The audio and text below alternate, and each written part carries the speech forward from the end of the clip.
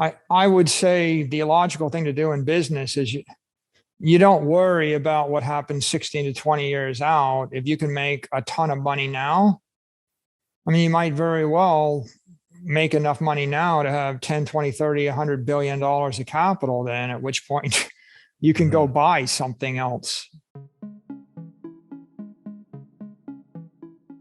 We're in a gold rush right now, or a Bitcoin rush, call it. Between now and like 2035, in 2035, we'll have mined 99% of the Bitcoin. So you've got 14 years. And during the 14 years, the block rewards are pretty high, relatively speaking. And so it's very lucrative to be in the business, but the business is going to become less profitable, likely. At the very least, we know it's going to rotate into a transaction fee business.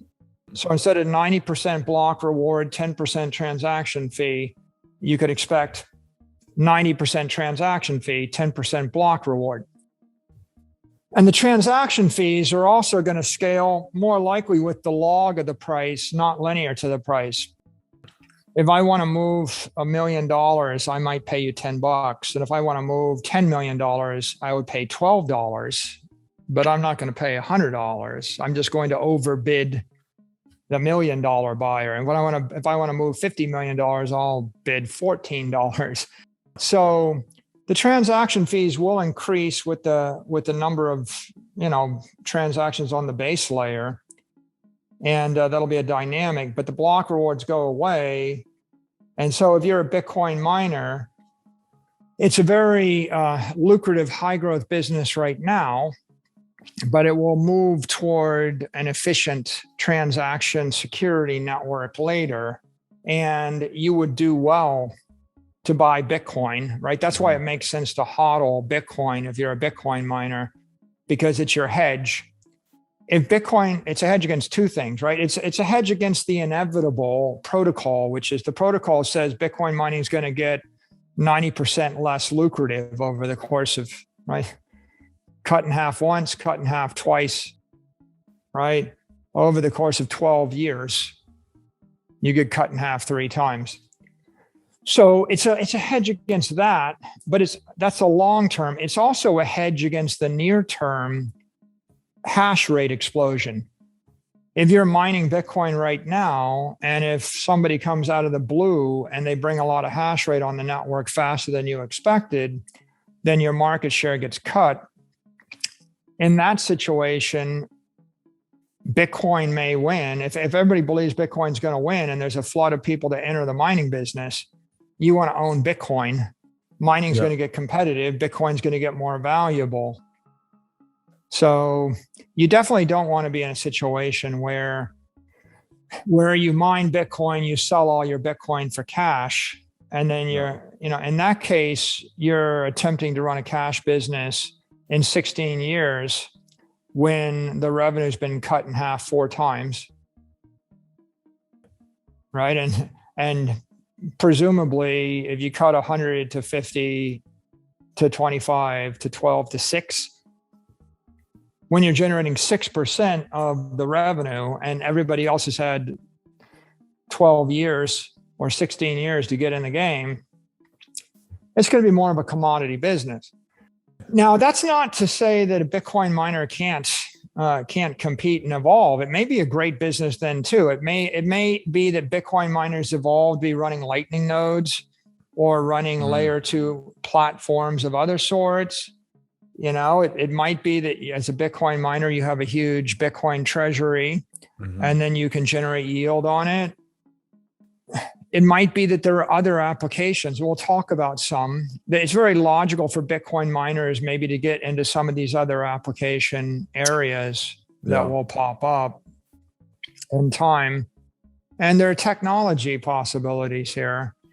So my other point, I guess, here is, yes, it's true Bitcoin miners should keep Bitcoin, but it's also true that non-Bitcoin miners should keep Bitcoin.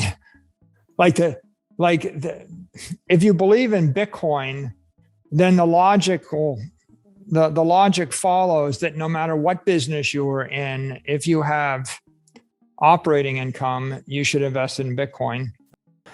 And if you are able to generate financing, if you can raise debt or equity, then you should also raise debt and invest that in Bitcoin. So that would be the case for other companies. Like MicroStrategy looks at it that way. We're not even a Bitcoin miner. But that's, so that's my thought on the Bitcoin mining network and the dynamic model over time. I think that some people intentionally misunderstand this, like people that are like proof of stakers. They intentionally misunderstand it, because if they misunderstand it, then they can assume that energy consumption is linear, and then they can, play the ESG card and pretend that they're, they do their virtue signaling and say they're doing something good for the environment because they're not using energy. Right. But the truth is they're not using energy, nor are they using technology. They're not using hardware technology, engineering technology, or energy, nor are they submitting their network to competition. And they're not using external capital, political or financial. What they're doing is they're creating a protocol, a virtual protocol, in order to create security. And even there, if you're going to rely upon a virtual protocol to create security, you'd be better off to stake the protocol with an asset that is outside of the network, that is external to the network. So, for example, the Lightning Network makes a lot more sense because it's staked with Bitcoin than if it was staked with Lightning Coin. And so it's very important that if you're building something that you want to last for 1,000 years, you respect politics, and you respect thermodynamics, and you respect physics. And proof of work is this is very creative invention to continually connect and synchronize Bitcoin network with political, physical reality. Never-ending evolution. Every 4 years, every 2 years. New miner, a new chip, a new place, a new thing. Throw away the old. The old generation has to die so the new generation can form, so that the creature can evolve. Otherwise, the creature stagnates and becomes progressively more fragile until it's no longer capable of competing in the real world.